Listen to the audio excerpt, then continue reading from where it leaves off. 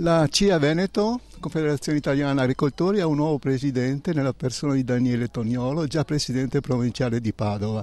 In occasione della prima riunione della direzione regionale c'è stata l'esposizione di una sorta di agenda dei suoi impegni con priorità. Quali? Ma credo che i principali impegni che avremo immediatamente sono quelli che riguardano il reddito delle imprese agricole, nel senso che vogliamo riportare al centro della discussione le grandi produzioni, quindi latte, cereali e soia, e soprattutto ridefinire il rapporto nella filiera fra chi produce, chi trasforma e chi vende il prodotto.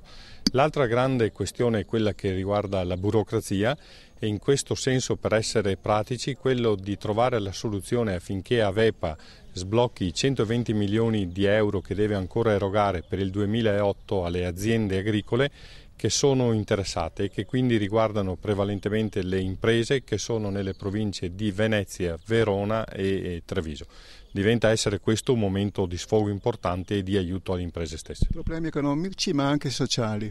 Sì, credo che l'altro aspetto sia quello del sociale, perché chi vive nelle aree rurali oggi ha bisogno rispetto ad altri di più attenzione e quindi credo che debba essere valutato anche questo aspetto. E quando diciamo sociali, però diciamo anche non solo sociali inteso di sanitario assistenziale, ma anche di un rapporto complessivo con la società e quindi l'attuazione di quel famoso patto alla pari con la società che la CIE rivendica da molto tempo. Il rapporto con le istituzioni, con la regione?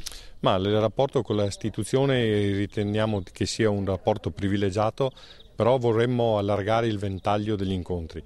Non solo l'assessore e il presidente della quarta commissione, che restano i nostri interlocutori fondamentali perché hanno un ruolo istituzionale importante, ma con l'intero Consiglio regionale e quindi attraverso i capigruppo consigliari. Presidente, l'agenda dei lavori.